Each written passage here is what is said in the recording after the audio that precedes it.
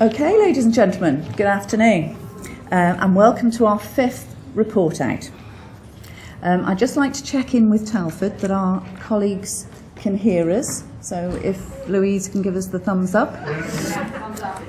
We have the thumbs up, so we are transmitting live across to Telford this afternoon, and we're also recording to this afternoon's proceedings so that colleagues will be able to see it. And as we all know, the Trust is incredibly busy at the moment, as is many of our senior leaders, so you'll hear from them. They're spread out around the country today, and some of them have provided their updates via video. So again, we're testing ourselves with our video links and going live across to Telford for some updates, so please bear with us, and I think you'll hear of some fantastic work that's been happening. So to start formally, my name is Cathy Smith and I'm the Trust Kaizen Promotion Office Lead, so Kaizen meaning improvement for the better. And our transformation partnership with the Virginia Mason Institute in Seattle, USA has just reached its first birthday. And I apologise, no cake this afternoon, but if you come over to our Transforming Care Institute, there's always biscuits and cake on offer. So I'm delighted that Ellen Noel, who's with us in the front row here, is an executive sensei from Virginia Mason Institute, and she's been able to share the week with us. And she's very generously shared her experience, her knowledge and her reflections, and encouraged us and challenged us during the week. And Ellen has first-hand experience as a critical care nurse and many years in improvement work of dealing with very similar challenges that we've had. And she's worked on, I think, at least, she'll speak to you a bit later as well, but at least 2 ward round improvement pieces of work, significant pieces of work. So she knows what it's like, and she's been able to offer that encouragement. So as a partnership programme here in South, we've now have over 1,000 of our staff members that have received introductory learning and knowledge about the methodology that we use. And so we therefore have a small army now of our staff, all armed and ready to help spread out the work that you'll hear about across the Trust. So we're now in a very different place than we were a year ago when we were wondering what the methodology could really do for us. So what we need now is the right mix of leadership, discipline and passion to take forward the work that's been achieved by now 5 great weeks of activity, plus many individual pieces of work happening across the Trust, and you'll hear of one such piece of work later today. We're supporting our leaders through a more in-depth training with our Lean for Leaders programme. And so we're lucky that we have now 40 leaders within the Trust, very soon about to test their own improvement ideas. So again, thank you for the support that you're giving them. It's incredibly busy to be trying to do this and do our everyday work, and our aim is that our improvement work becomes part of that work very soon and gives us the headspace to do that. At the end of August, we brought all of this work together in the Transforming Care Institute, and that institute will ensure that our learning partnership with Virginia Mason Institute results in us being independent and able to have a sustainable approach to improvement. So this afternoon, we'll hear from the Respiratory Discharge value stream and the 3rd RPIW team. We'll have updates from previous workshops, Kaizen work within pharmacy, and we'll also have executive reflections. Every one of our speakers have personally been working to create a really safe environment for our patients and reduce the burden of work on our staff. So without any more further ado, they'll introduce themselves and they'll give you just a small sample of the work that they've been doing. Thank you. Thank you, Cathy. Good afternoon, ladies and gentlemen, and thank you for attending our report out. So I'm Richard Stevens. I'm a specialist in the Kaizen Promotion Office, and it's been my great privilege this week to be the workshop leader for this particular RPIW. We'll be reporting out to a cycle time of 15 minutes. So this week we've looked at the process of the ward round for our respiratory patients on Ward 27, from when the ward round concludes to when the discharge patient's next steps have been handed over to continue the process. The The scope of this workshop for the week involved us taking a closer look at the ward round process for our respiratory patients and really focused on the flow of information between the medical team, the patient and the family. The team selected to look at this work included a consultant, junior doctor, ward manager, sister, HCA, operations manager, pharmacist, physiotherapist and radiographer. I'm now going to hand over to our team to tell the story of the week. Good afternoon everybody, my name is Nick Holding. I'm a senior specialist in the Kaizen Promotion Office. It's also been my great pleasure to be team leader for this RPIW. Our success is measured by 10 key metrics. The lead time from the completion of the board round until the point when the next steps in the patient's care plan is handed over. Our baseline data showed this took just over 3 hours, and we've set a target of reducing this by 68%. Next, the lead time from completion of the board round until the point when the first discharge patient is seen on the ward round. For this, our baseline was 96 minutes, and our target was a reduction of 58%. Our initial observations highlighted a number of defects in the process. 86% of ward rounds commenced late. 71% of ward rounds overran into protected mealtimes. 100% of patients had no written plan following their ward round visit, and 100% of patients were unaware when a ward round was taking place and had not been given advance notice. MDT staff were unaware of next step outcomes of ward round visits within 20 minutes of the patient discussion. All targets for defect metrics were set at 0%. Our setup reduction metric looked at the time spent reviewing patient information prior to a ward round visit. Our baseline data showed a 177-second lead time. Finally, 5S levels for the patient bed space and the node trolley were at level 1, both having targets of level 4. We calculate tack time by taking time available and dividing by demand. Our tack time was 9 minutes, which is the pace we worked to. Our current state value stream map shows the journey of our patient.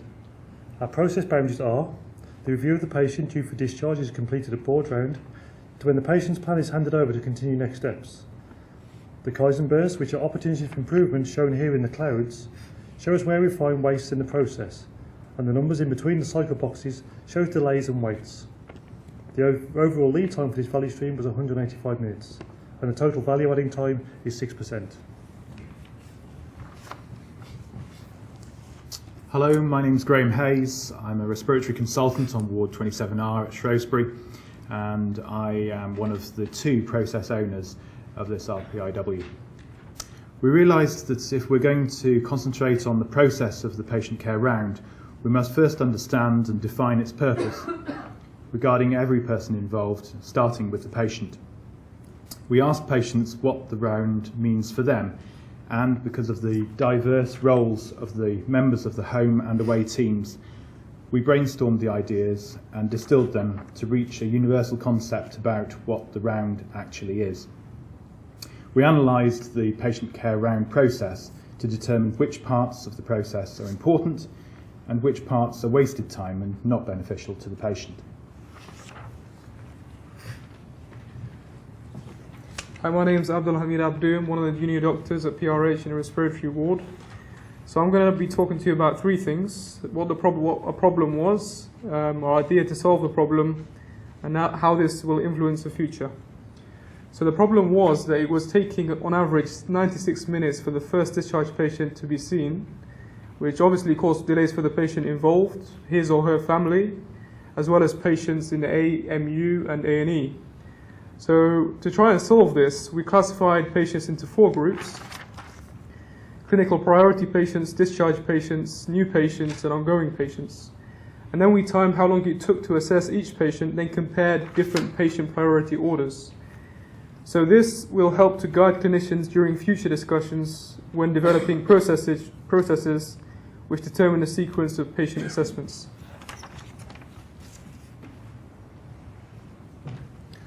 Hello, my name is Alex Pitus. I'm a physiotherapist within the Trust. Another problem we identified was that there was no person on the ward round for the doctors to hand over the actions that were generated on the ward round. This resulted in ward round operators working above tack time and discharge actions being batched to the end of the ward round. Our solution was to have a nurse join the ward round and own the discharge actions generated, but it wasn't clear whether that should be the bay nurse or the coordination nurse on the ward. We conducted a series of PDSA cycles and looked at 3 options: the bay nurse joining the ward round and owning the discharge actions, the coordinator joining the ward round and owning the actions, or a combination of the two and sharing the responsibilities between the two nurses. Having a nurse join the ward round reduced the lead time of actions handed over by 72% and brought all operators below tack time. It was also clear that sharing the discharge actions and responsibility between the nurses had the best outcome for the patients. Hi, I'm Sharon, sister on Ward 27. The problem was actions from ward rounds were not consistently handed over and were often read in notes much later on in the day, meaning that plans were not acted on immediately. It was decided to have a standard team on the ward round, a consultant, junior doctor and the bay nurse. The bay nurse's responsibilities were defined to accompany the doctors on their round and to hand over any relevant information to the coordinator. The coordinator's responsibility were defined to take handover from the bay nurse and to decide who would act on what.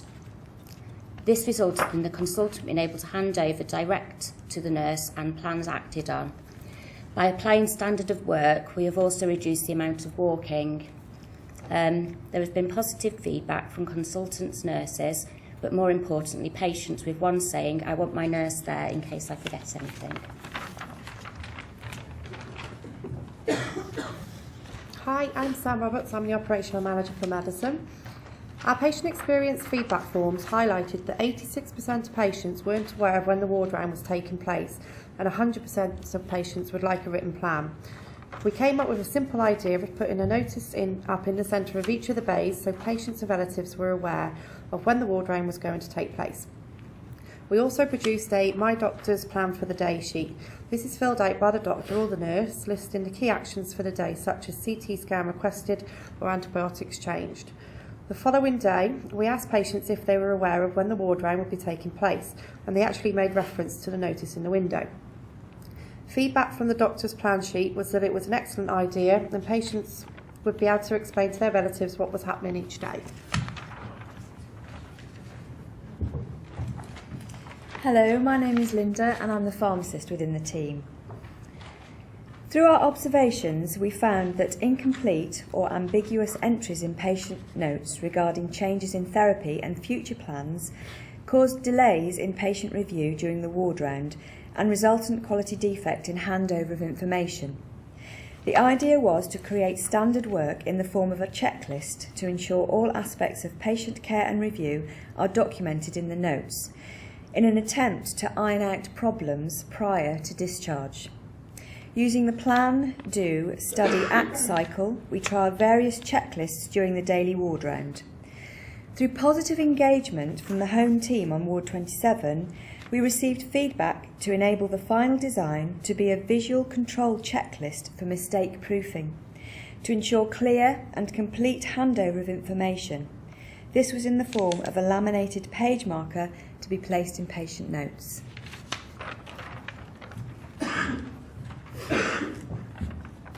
Hello, I'm Candice and I'm a healthcare assistant on Ward 27. The problem was the patient's bed space was cluttered with unnecessary items and there was no visible information available for patients and families.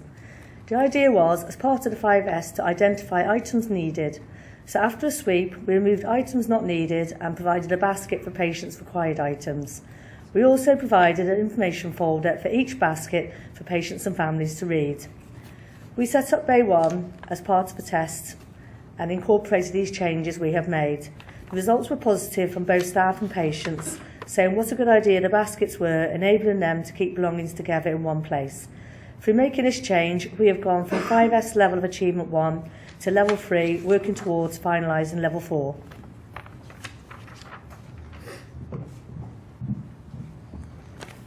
Good afternoon, my name is Lisa Butler. I am the ward manager on Ward 27R and the co-process owner for this RPIW. Since the previous RPIW at our sister ward, Ward 9, in June 2016, we on Ward 27 have been using their adapted patient backboard. Prior to this current RPIW, patients' experiences were gathered and it was deemed that 100% of patients wanted advance notice of their discharge, and 86% of patients felt that their discharge plan had not been discussed with them.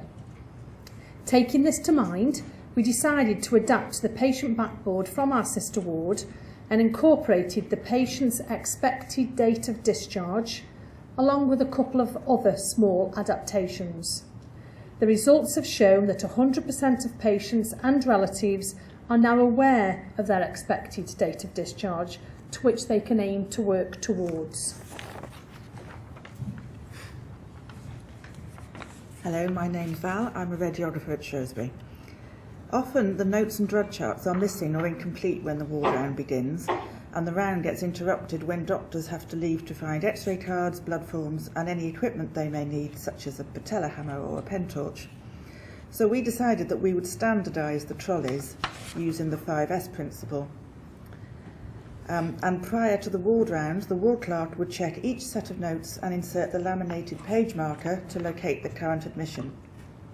So the patient's names were removed from the slots in the trolley and were replaced with numbers noting the bay number and bed space, thus removing the need for anyone to write a new name when the patient was moved. All the required forms, etc., were stored in the boxes on the side of the trolley, and the equipment was stored in a box on the bottom shelf of the trolley. We also introduced a large red sign saying "Ward Round in Progress" printed on both sides, which sits in the end slot so everyone can see it. This eliminated the waste time looking for notes and equipment, and to a certain extent reduced the work for the ward clerk.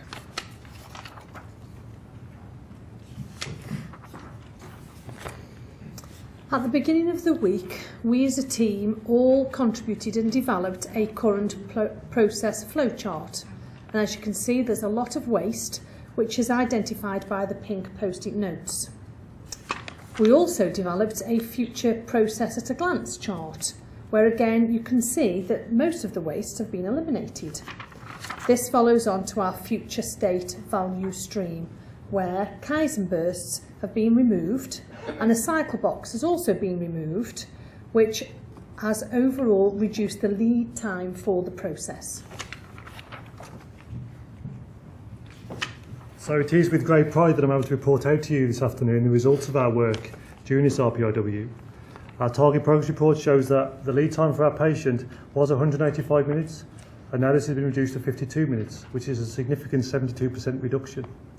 And time from the end of the board round to seeing the first discharge patient has identified that, depending on the methodology used, this can reduce by either 54% or 81%. Ward round commencement time measurement will continue to be identifying improvements following the changes made during this RPIW, and overruns into protected meal times will be measured over the next 30 days to identify those results. Percentage of defect rate for patients with no written plan following the ward round has shown a 90% improvement, and percentage of defect rate for patients who were not given advance notice that a ward round was taking place has seen a 100% improvement. And we saw a 0% defect rate for a number of MDT staff who did not know the patient's next steps following the ward round visit. Our set reduction metric has shown a 5% improvement, and both 5S metrics reached level 3 from a baseline of level 1.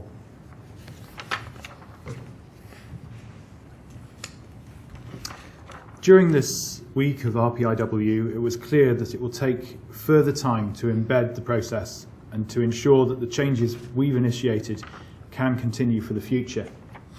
Over the next 30, 60, 90 days, Lisa and I, as process owners, will support the changes we've made, ensuring that they can continue to be incorporated into the patient care round. Furthermore, we realise that this is just the first step in a journey of change.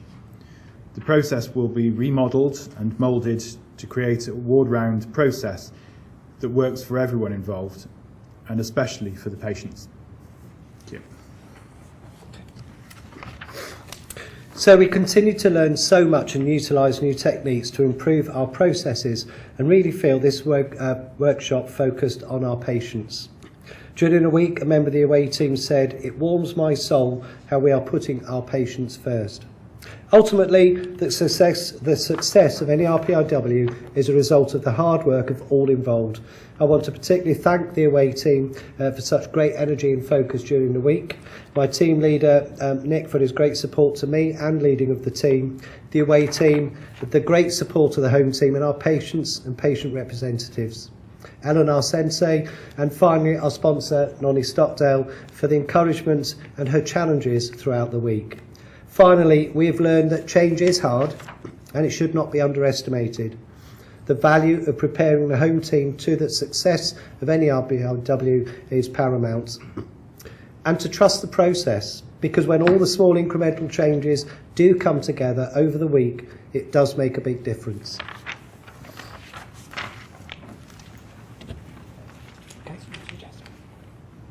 Hello everybody, I'm Nonnie Stockdale and I've had the pleasure of being the prompt sponsor for this RPIW. Obviously, to choose a subject like ward round, which involves so many of us, and to keep the patient at the focus of that ward round is quite a difficult challenge in itself. On top of that, to then set percentage targets and challenge the team to bring down the 185 minutes. My target that I gave them was actually 60 minutes. I felt that that was a very big challenge. So to stand here today and realise that you have brought that down to 52 minutes, I am absolutely blown away by all the work that you've done. I thought that target was really, really steep. I did say to you when I set the challenge, what I want you to do is beat my target. I didn't think you would, but you have, and for that I thank you very much. I would also like to note that I know that the ward round in itself and the number of people that it includes and the challenges we have as a trust on getting our patients out of the trust safely on discharge is a massive challenge. What has really come across to me more than anything during this week is how you have all kept the patient at the centre of your focus. And for that, that has given me the best feeling in being a sponsor of this RPIW. So I think the team deserve a round of applause. Thank you.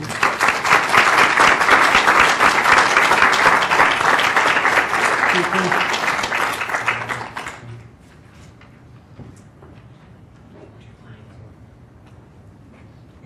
Hello, I'm Stacey Mill, I'm ward manager on ward 9 at PRH. I was the process owner for the second rapid process improvement week for respiratory discharge pilot week. The RPIW scope was led the time from arrival on the ward area to whether respiratory patients is informed of their plan to do care and estimated discharge date. As a result of the RPIW, a patient leaflet, which I've got was devised, resulted in patients being informed of what will happen during their stay, steps to discharge, and most importantly, their expected discharge date. The patient receives information shortly after arriving onto the ward and has resulted in a decrease in the lead time from 20 hours to 70 minutes.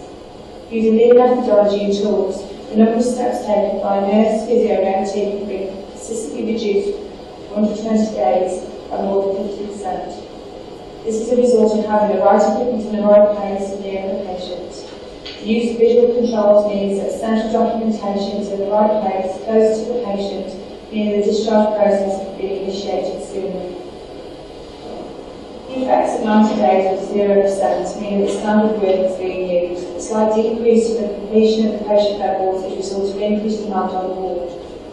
The importance of continuous assessment using the target process report has highlighted this defect sooner by using plans now for further development of the standard work has been implemented. The 5S of the doctor's office is at level 3 and has been respected space on the wall for staff and planners to use. Since the RPIW, barriers that I've encountered are staffing levels reduction on ward area times and lack of ownership at times of new medical staff as they're not involved in the RPIW. I've learned a lot since the RPIW. I learned within the first few weeks that all staff need to be made aware of all the changes and involve all staff at all levels, just don't take anything for granted. The improvement work has created a calm, caring environment and the team are more empowered. Key to celebrate and recognise staff commitment.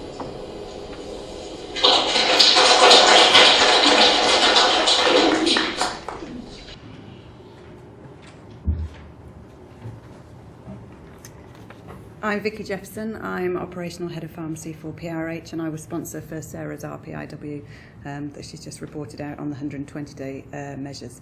And I stood at the report out 4 months ago listening to the great work that both the away team and the home team had done. And I've seen month on month since Sarah and her team reporting back to us the successful remeasures, demonstrating that those improvements put in place in June have been sustained. And that's not an easy thing to do. With any changes, the difficulties often come in embedding it to become the way we work. And it's so easy to revert back to the familiar way of working because that's the way we've always done it. But Sarah and her team on Ward 9 have not reverted back despite the immense pressure on the wards at the moment, and that is a real credit to them. It's also a testament to the away team on that RPIW, and I think it demonstrates why the system works. The away team, like so many people involved in the RPIWs, work with these patients every day, and they're therefore able to come up with solutions and improvements that are workable and achievable. And what we're seeing now is that it's having a positive impact on the patients and their journey, and I think they've done a fantastic job.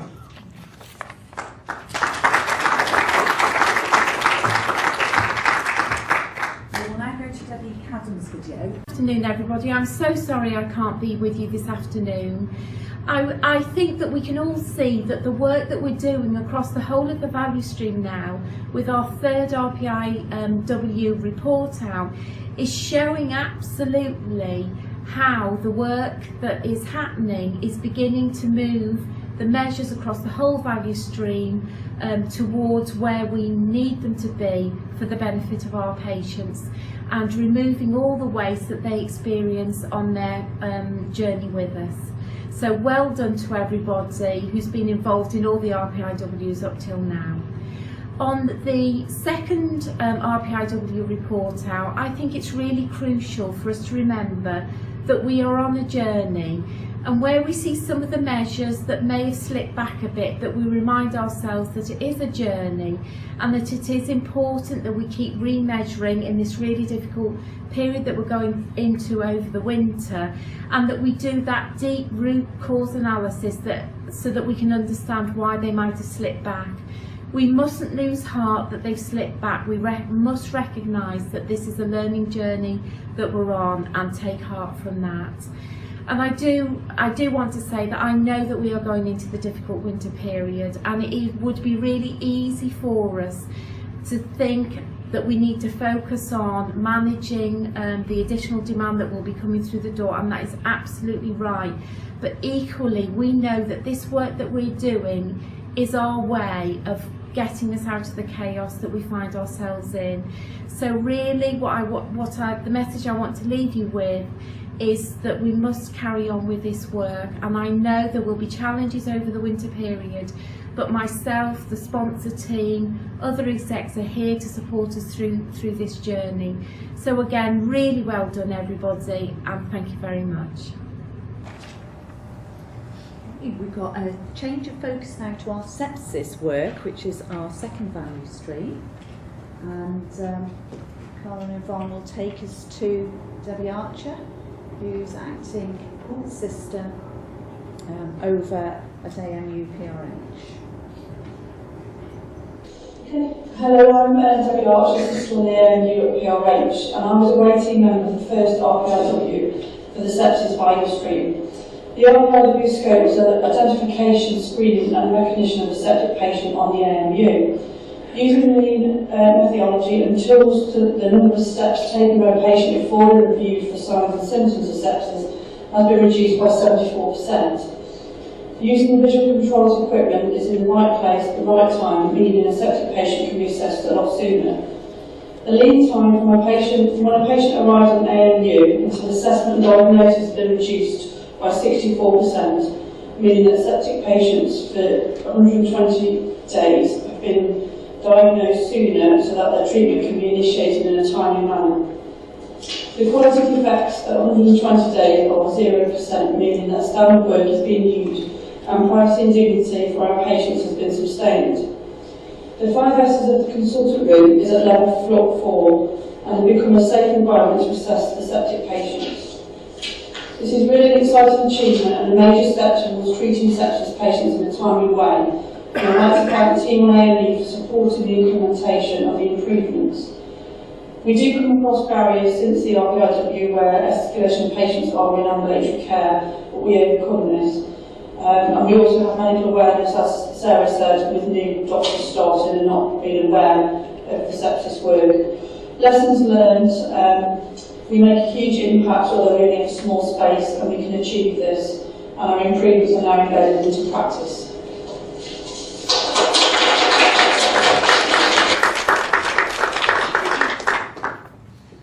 And staying with sepsis, we move seamlessly onto our second RPIW. Hello, I'm Emma Salvoni. I'm the ward manager on SAU. So the sepsis RPIW number 2 has improved the process for the delivery of the sepsis bundle at SAU. And looking at the 60-day remeasures, we see that through the setup reduction and 5S methodology, we have reduced the burden of work for staff, decreasing the need to walk around and find equipment.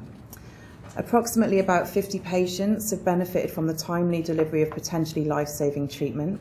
We have maintained a 90% reduction in the time taken to deliver all elements of the sepsis bundle. We've gone from 296 minutes to 30 minutes. And antibiotics are given within 15 minutes, which is an 88% improvement.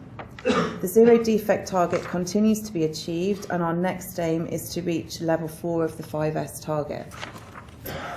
The biggest barrier I think we found is competing priorities have distracted from maximising the improvement opportunities, so we still have more work to do on our environment. But we've had some good learning, which is following an improvement methodology has created focus and self-discipline, and together we can and we have achieved incredible improvements.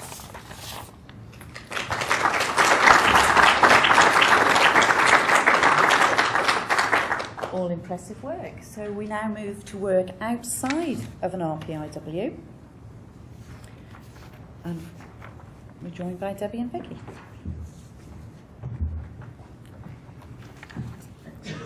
The Trust Improvement and Transformation team carried out a TTO project in November 15. This was due to anecdotal evidence that pharmacy was a cause of delay in patient flow. Pharmacy listened to the organisation and to date has done something about it. Vicky will now tell you what they've done. Okay, so in May we appointed a Band 2 pharmacy support officer on each site as a 6-month trial to act as a runner. So as soon as urgent medication is ready to leave pharmacy, it's delivered direct to the nurse on the ward. So on the TPR chart you can see that we've reduced the time from a TTO being ready to leave pharmacy to being delivered to the ward from 60 minutes to 19 minutes. Putting this into context, they're delivering to an average of 62 patients a day, which is the opportunity to save over 42 hours of bedtime per day. Although turnaround times have improved and it has released nursing time, we're actually only seeing 20% of patients discharged any earlier. The average time it takes to discharge a patient after the medicines are handed over to the nurse is just under 2 hours. This work isn't just about the delivery of medicines. We've been looking at the whole TTO process, and in doing so we've captured some other metrics. So we talk about planning for discharge and working towards the ED date, but only 2% of discharge summaries are written the day before discharge. In fact, 88% of patients aren't having their discharge summary written until after 10:30 on the day we're wanting them to go home. In pharmacy, we're doing what we can to prepare patients for discharge, preempting some of those clinical decisions, and actually just under 50% of patients do not require any medication dispensed on the day of discharge. Everything is already there to go. The 6-month review identified project added values in other areas. Reduction in number of phone calls to the pharmacy department allowed staff to work uninterrupted. As the Band 2 runners covered all the inpatient wards, nurses no longer needed to come down to the department, saving each care group circa 20 hours of nursing time per week, 20 hours of time to care. Work continues, there's more improvement activity planned, and we'll look at further opportunities in the TTO process. This is a fantastic opportunity for a ward to work with pharmacy in order to achieve this. Support services have decided to continue funding the runners to support the winter plan and the organisation for a further 6 months.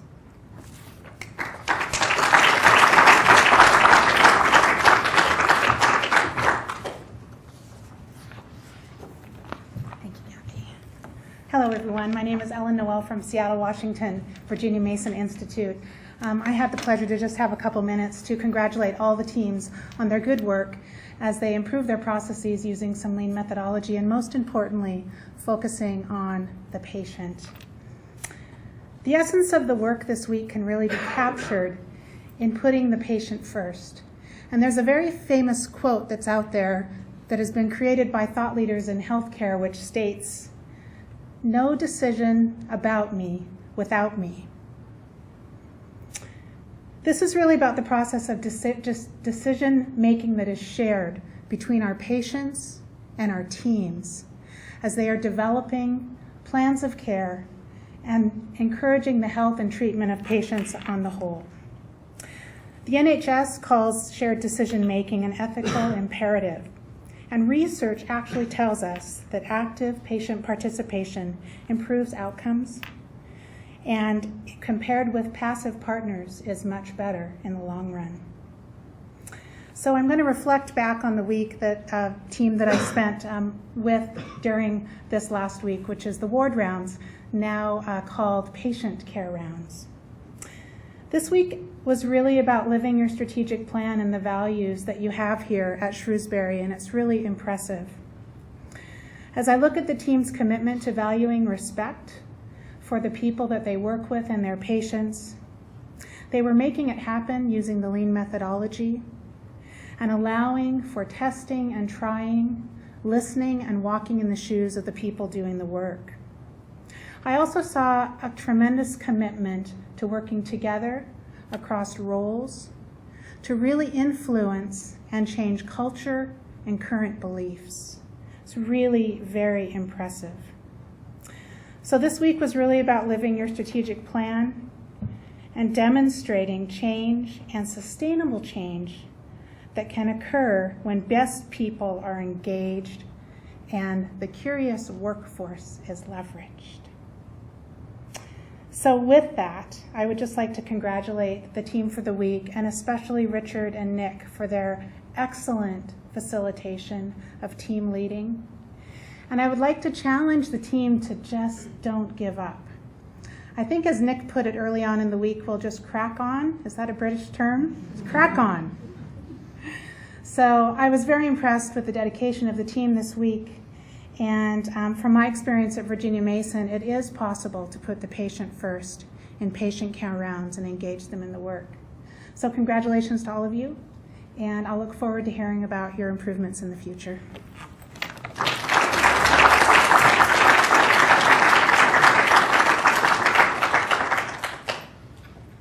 Simon, our Chief Exec, is in Leeds, I believe, today.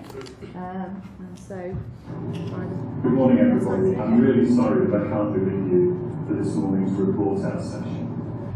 But I wanted to take the opportunity whilst I'm in Leeds just to make some references to the great work that's been done by the RPIW 3 for respiratory medicine and discharge. So the teams that you can see behind me have been looking at the pathway. The pink areas donate those improvements that we need to be looking for, and as you can see, as you move through the process, a lot of the improvement needs to happen towards the end of the pathway, which gives us some real challenges when we think about ward rounds and our ability to discharge patients early in the day. If you then look across at what's happening in terms of the process flow diagram, now that all of the hard work this week has been completed, you can see how streamlined it is. And what this is teaching us is that something as straightforward in our minds as a ward round process, something as common as we would understand in a hospital that is really complicated. And there are lots of things that have actually conspired to make this more difficult than it perhaps needs to be, both for the patients and for the teams that are doing the work. So there's been some great examples of how we can improve the outcomes for our patients, looking at referencing having the nursing staff on the base supporting the ward rounds so that we're able to convey information back and start treatments much earlier, getting the patients in a position where they can go home in the mornings rather than later in the afternoons, freeing up flow within the organisation. We've also seen with some of the earlier work the improvements lasting well in excess now of 150 days, and we're starting to roll out that best practice, and we've got some really good examples with the ward reports and the general information starting to appear in some of our other wards, and it's great to see that level of commitment and engagement in the pieces. So have a great morning. I'm really sorry I can't be with you. I'm really looking forward to hearing everybody's feedback afterwards, and I'll catch up with everybody at the next RPIW. So that almost concludes the day, so I'd just like to invite Victoria Marr, our Workforce Director, to hand out our certificates to the team and to close the afternoon for all of us. So, Nick as team lead, would you like to...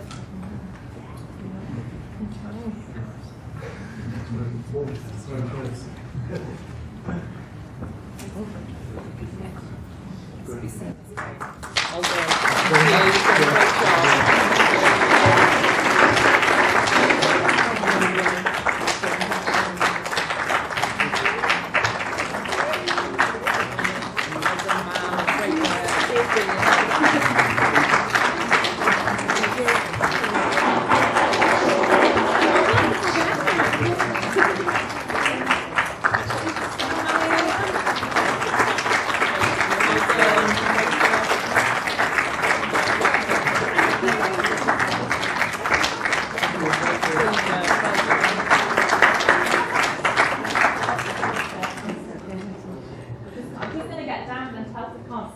I'll stay here. I think so much has already been said about the amazing work that's happened this week and beyond this week in terms of the value streams, both respiratory and sepsis. And I think just really to echo what Debbie Cadham has said, that this work is actually really supporting us and is a key element of our journey to be the safest and kindest within the NHS. And I think what we're learning through the methodology is that its ability to remove the barriers and to feed our souls, I'm loving that expression, I think you need to copyright it, Lisa, because I think we'll all be nicking it, but to feed our souls around why we're all here. Every single role in this organisation is about delivering the best possible care to our patients, and it doesn't matter what role you do, that's why we all come to work, is to make that difference. And I think what we're learning through the methodology and through doing this work is that actually it takes away some of the stuff that gets in the way and puts the patients right at the heart of what we're doing, and it's delivering fantastic outcomes for them. And I had the pleasure of going to the open house for this RPIW in the middle of this week, and just the energy in the room, the enthusiasm, and just the vibe in that room was just infectious. It was fantastic to be part of, and it's great to see our people making such a massive difference for our patients. So I just want to say, echo the massive congratulations that have already gone for those who've done the RPIW this week, also the remeasures and the sustained improvements, which is not easy. We've had one hell of a week this week operationally. It's felt really, really difficult. I, for one, am now no longer on call and will be having wine tonight, because that's what the week has been like. So I absolutely understand it's been a really tough week for everybody. But I think to deliver improvements against that context is just fantastic, and to sustain them and to do work outside of the formality of an RPIW, you're all amazing. It's just fantastic work, and actually what it demonstrates is our values alive and happening right in front of our eyes, and you can feel it, and it's just great. So I just want to say a massive thank you, well done, and have a really well-deserved weekend. Thank you very much.